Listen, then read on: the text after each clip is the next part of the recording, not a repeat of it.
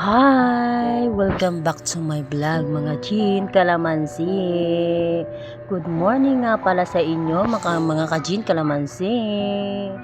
Pasensya na kung medyo na maga-maga pa yung aking mata dyan kasi kagigising lang natin dahil galing tayo sa gala-gala kahapon. Galing tayo ng 13 at nakipag-jamming tayo doon, nakipag-gym ka naman tayo doon sa pinsan ko. Kakauwi lang namin yan kagabi. So ayun, almusal tayo dyan, kain tayo with itlog, at ang ulam ko nga pala dyan sardinas na may itlog, at yung tira kagabi na niluto ni ate na sinigang sa manok na minaasiman. So yan, kain pa moro, diba? Sarap ng kain ko dyan, oh. Pil na pil ko talaga kumain. Gutom na gutom talaga ang kalamansi, ang Jean Kalamansi nyo. Gutom na gutom talaga siya. Subo again. Subo again. Isubo mo pang. Ayun, ang sarap talaga ng kain niya. Habang kumakain ako dyan, daldal yung kasama ko, si Ate Bing, at nanonood naman si Kuya Nunoy ng social Facebook. Nanonood siya about sa abroad, mga abroad na umuwi kapag nakita ng mga kaibigan, magpainom raw. At pag tumanggi naman ang nasa abroad, sasabihin mayabang daw, walang pakisama. Yan ang pinapanood namin. Yan.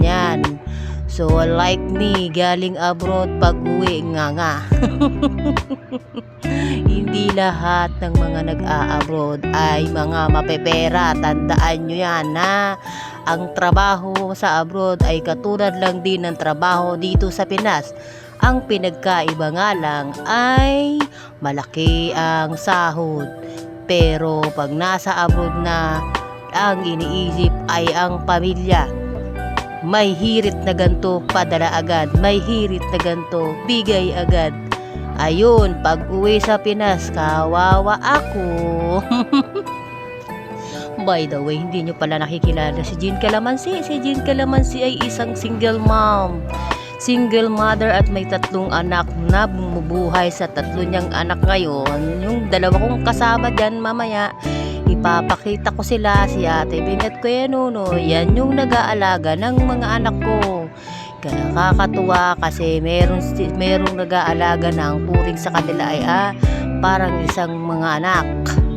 Diba? Ako naman yan. Ayun, nga pa, kain pa mo, Jean Kalamansi. Tsura mo, tsura ko dyan, diba?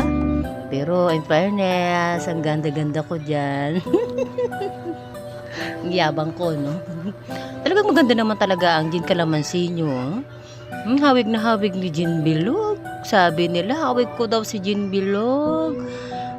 Pagpatuloy na natin yung aking istorya ng buhay.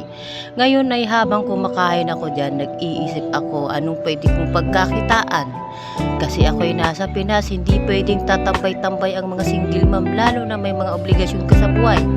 Hindi ka pwedeng patamad-tamad, hindi ka pwedeng pasin yung senyorita, easy. Kailangan mong magsikap. Dahil may palalamunin pa ako, may paaralin pa ako, at may babayaran pa ako buwan-buwan. Habang nanonood ako dyan, pero ang isip ko ay kung ano yung mga dapat kong gawin para may pangdagdag na income. Dahil ako, itong araw na to ay December. Itong buwan na to ay araw ng buwan ng December. So kailangan natin ng panghanda. Hindi pwedeng tatamad-tamad tayo. O diba? Kailangan lang ang bilang isang single mom. Maraming obligasyon sa buhay yan, ha? Maraming mga dapat gawin. Hindi pwedeng maging tamad. Hindi pwedeng umasa sa iba. Kundi sarili lang natin ang makakapag-desisyon sa buhay. So, ayan, tinan mo, pasikit-sikit mo ng mata, oh. Itsura ni Jean Kalamansi. So ngayon ayan na nga pala yung nasa likod ko. Ako'y kinakabahan. At siya na daw ay magbabayad ata ng in-order niya sa aking sabon. So meron nga pala akong mga binibentang sabon, food supplement. So ayun, nahiya pa siya. Yan, pangiti-ngiti na ako kasi magbibigay na siya ng pera. Oh my God, ayan na, nagbigay siya. Kaso nga lang, I'm honest. So binigay ko ang sobra. 360 lang, naging 380. So binalik ko ang 20. So tuwang-tuwa ako kasi may pangdagdag na naman ako ng panggastos sa bahay. May pang-ulam na naman. Ayun na nga, lumabas na nga si Jessa. At nagbayad na ng kanyang bahay. Sabi ko, mag-order ka pa ng sabon kasi marami akong sabon. Meron akong sale na sabon, food supplement, pampapayat o pang paano nyo. Marami po ako dito. Itsura ko dyan mo. Ibang pinapanood ko yung isang OFW nga. Ayun, masama ang mga loob ng mga kaibigan niya kasi daw hindi daw nagparamdam. Hindi nila alam na nagtatago siya. Hindi nila alam na nagtatago siya dahil wala siyang pang-inom kasi pag uwi sa Pinas wala na siyang pera. Kaya ayun, yan siya, kain. Subo muna tayo, medyo na-stop tayo eh. Yan. Tingnan mo. Talagang nakikinig talaga dyan sa Kalamansi. Nakikinig siya. Yung pinapanood niya kasi talagang tumpak talaga yan sa akin. Tumpak ka din Kalamansi. Nag-upload. Pagbalik na nga. Kasi yung mga pera, bigay ng bigay. Yan, bigay. Padala ng padala. Pag uwi sa Pinas, ako ang kawawa. Tapos pag may humingi ng tulong, wala kang mahingian ng tulong. Ay, buhay nga naman. Next time, alam mo na ang dapat mong gagawin, ha? So, susunod, pag nag-a-abroad ka, dapat sarili mo muna ang unahin mo. Magpayaman ka muna bago yung iba. 'Di ba? Lalo na ako, single mom. So, ayan. Kinakain-kain na yung buto-buto. Paunti-unti na siyang nauubos. So, ayan. Damon pa more, Jean Kalamansi. Inangon pa more. Tingin muna tayo sa camera. Tingin pa tayo sa camera. Nagpapakit pa talaga tayo dyan sa camera na yan. Pasensya na kayo kung namamaga ang mata niyan dahil kagigising lang niyan, nagkape, kumain, buti na lang nandyan sila Ate Beng. Paggising ko may pagkain na, buhay Reyna.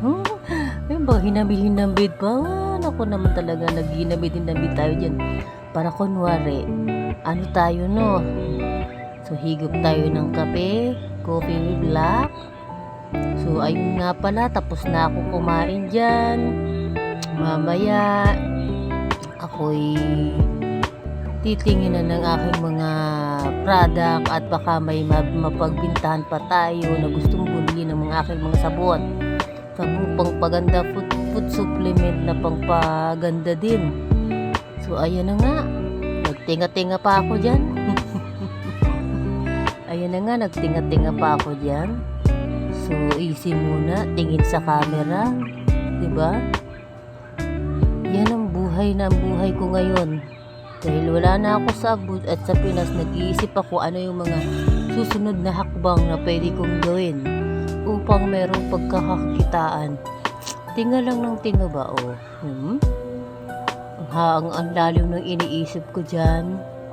Ang lalim ng iniisip ni Jean Kalamansi. Bagang-baga ang kanyang mga mata. Bagang-baga ang ating mga mata, Galit ka? Nakalok tiger talaga si Jean Kalamansi. So, ayan na nga. Patapos na ako dyan. Ayan nga pala si Benulay, si Ate Beng. Nag-aalaga ng mga anak ko nung ako'y nasa abroad pa. So, ngayon, ayan. Ayusin natin yung damit. Hindi pa na maayos. So, ayan. Ang ganda-ganda talaga ni Jean Kalamansi. Talaga naman talaga. Siyempre, sarili ko yun. Siyempre, purihin ko. So, ayun.